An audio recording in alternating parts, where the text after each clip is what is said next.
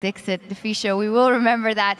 Guys, what do we make of this? We talked before about what should SK do going into the next game. Can they just ban out the champions that they had trouble with? That is exactly what they did, banning out Lee Sin, Kha'Zix, and LeBlanc. What did you make of their game plan then after that of SK? Well, SK had a very standard game plan, and Fnatic actually made a huge mistake by trying to defend the tower in bot lane with Nocturne. You play against an analyst who is the best diver in the game, so even in a 3-versus-2 situation, they couldn't hold the tower and both died. They had a dream scenario, but SK, for some reason, couldn't close out the game with a huge lead. So this is probably going to be a big mental blow to their game. Talk me a little bit through that. You say you should never defend that. Do you feel the same way?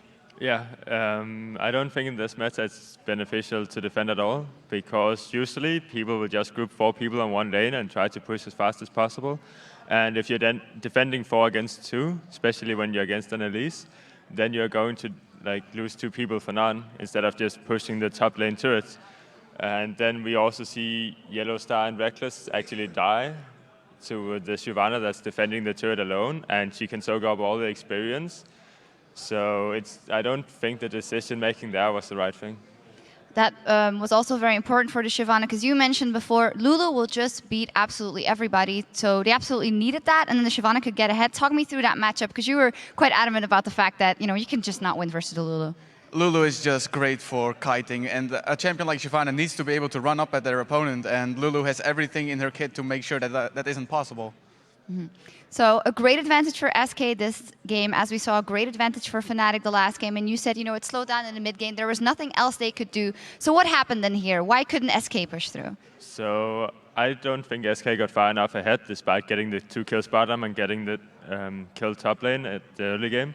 And they kind of have a pick composition with the Ahri and Leona, where they want to kill somebody and then maybe they can teamfight after that. For straight up teamfighting, they are hard countered by the Lulu ultimate, by the Black Shield coming out of Morgana, the Nidalee heals. They even have 2 exhaust on top of that, and it reduces to 50% of all the damage coming in this patch.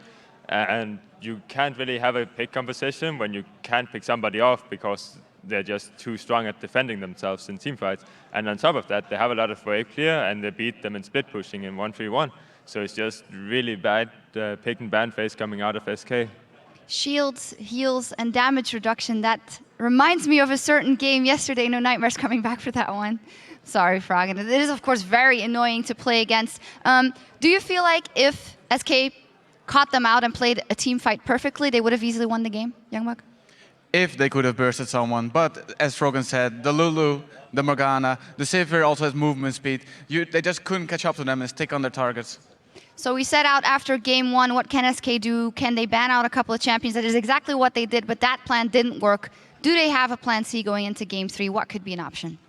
So if they are going to play this meta game, they should probably go for something like an AoE heavy champion in mid, because Fnatic likes the double AP where they're squishy. So if you get a champion in mid, they can actually poke them down. And we know Jessis, he likes to play Nidalee, Orianna 6 and stuff that actually likes to poke people down first.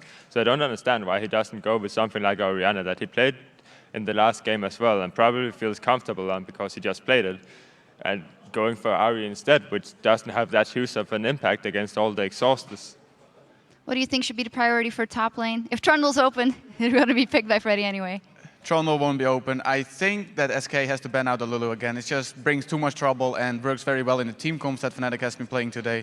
So Lulu will probably be out, Trundle will be out. We'll probably see a Shyvana against something. I'm not sure what Soaz is going to play because his champion pool is just too big to predict anything from him. Yeah, maybe we'll see a Soraka again. Who knows? Thank you very much, guys. We're going to step off the rifts for just a moment, and while we're gone, you can make sure you've put together the best build for this 3rd game between SK Gaming and Fnatic. See you again in 3.5.